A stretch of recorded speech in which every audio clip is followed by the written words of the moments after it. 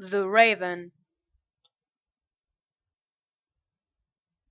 Once upon a midnight dreary, while I pondered weak and weary over many a quaint and curious volume of forgotten lore, while I noodled daily napping, suddenly there came a tapping, as some gently rapping at my chamber door. This some visitor, I muttered, tapping at my chamber door. Only it is, and nothing more. Ah, distinctly, I remember it was in the black December, and each separate dying amber woods it was upon the floor. Eagerly I wished the morrow. Vainly I had sought to borrow from my books sources of sorrow, so of the lost Lenore. For the red and riding maiden whom the angels namely know, nameless here for evermore. And the silken, sad, uncertain wasting of each purple curtain filled me with fantastic thoughts never felt before, so that now, just it beating my heart, I stop repeating, "There's some visitor entering my entrance my chamber door. Some late visitor enters my chamber door. This is and nothing more." Presently my soul grew stronger, hesitating then no longer. "Sir," said I, "or maiden, truly your forgiveness I implore, but the fact is that I was napping, and so gently you can rapping, and so faintly you can tapping at my chamber door, that I crazed I was sure I had you. Here I opened wide the door, darkness though, and nothing more." Deep into that darkness peering, long I stood wondering, fearing, doubting, dreaming dreams no mortal ever dared from dream before. But the silence was unbroken, and the stillness gave no token, and the only word, though spoken, was the whispered word, "Leonard!" This I whispered, and an echo murmured back the word, "Leonard!" Merely this and nothing more. Back into the chamber turning, all my soul within me burning. Soon again I heard a tap sound one louder than before. "Surely," said I, "surely there is something in the window lattice. Let me see, then, what thread is, and this mystery explore. Let me heard be still a moment, and his mystery explored. This, the one, and nothing more."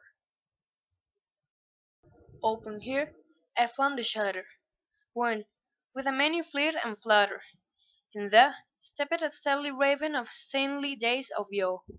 Not the least of his saints made he, not a minute stopped or stayed he, but, with mien of lord of lady, perched above my chamber door, perched upon a bust of Pallas just above my chamber door, perched and said, and nothing more. Then this ebony bird with my sad face fancy into smiling, but the grave and sad account of the countenance it wore, though that crest be shorn and shaven though. I said, I showed no craven, ghastly green, and answered raven wandering from the night shore. "Tell me, what thy lordly name is in the night potentate shore?" Through the raven, "Nevermore." Much I marvelled this ungenuinely foe to hear this cause so plainly, though it answered little meaning, little relevance more, for we cannot help in a grain that no living human being ever yet was blessed with seeing bird above his chamber door, bird or beast upon the sculptured bust above his chamber door, with such a name as Nevermore. But the raven, sitting lonely on the placid bust, spoke only that one word, as if he saw in that one word he did outpour, nothing farther than he uttered, not a feather than he fluttered, till I scarce we more than muttered, other friends have flown before, on the morrow he will leave me as my hopes have flown before. Then the voice said, "Nevermore." Startled at the stillness broken by rapidly so aptly spoken. "Doubtless," said I. "What it utters, it is only stock and store, cut from some unhappy master, one unmerciful disaster, followed fast, and followed the faster, till his sons one burden bore, till he dies of his hope that melancholy burden bore, of never, nevermore." This I said engaged in guessing, but no sorrow expressing to the full those very eyes now pointing to my bosom's core.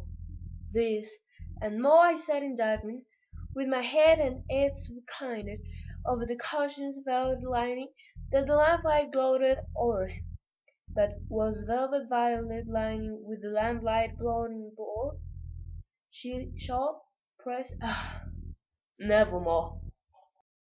Then, without the agreed dancer, performed for an unseen censer, sung by seraphim, was foot-face thinked on the tufted floor. "Wrecked," I cried, "that God hath sent three, but there's angels he hath sent three. Respite, speed, and nepenthe from my memories of Leonard. Quaff, oh quaff, this kind of nothing, and forget this last Leonard. Quaff of the raven, nevermore." "Prophet," said I, "think of evil, prophet still, bird of devil, wherever tempest sent, or wherever tempest toasted, that here ashore, desolate year, all undoubted, of this desert land enchanted, on his home by our hand to Tommy Trolley, I implore, is there balm in Gilead? Tell me, I implore." Quoth the raven, "Nevermore."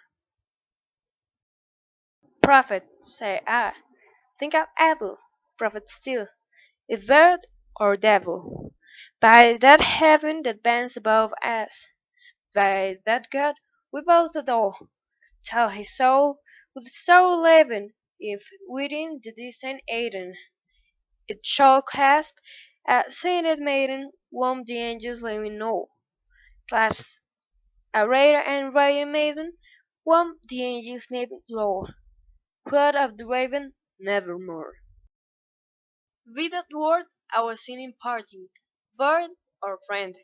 I shake it, upturning, get thee back into the tempest at night's Plutonian shore. Leave no back plume as a token of that lie thy soul hath spoken. Leave my loneliness unbroken. Quit the bars above my door. Take thy break from out my heart, and take thy from of my door. Quoth the raven, "Nevermore." And the raven, never flighting, still a sitting, on the pallid bust of Pallas just above my chamber door. And his eyes have all seem of a demon that is dreaming, and the lamplight aware him streaming thoughts in his shadow on her floor. And my soul, from out that shadow that lies floating on the floor, shall be fleeted nevermore.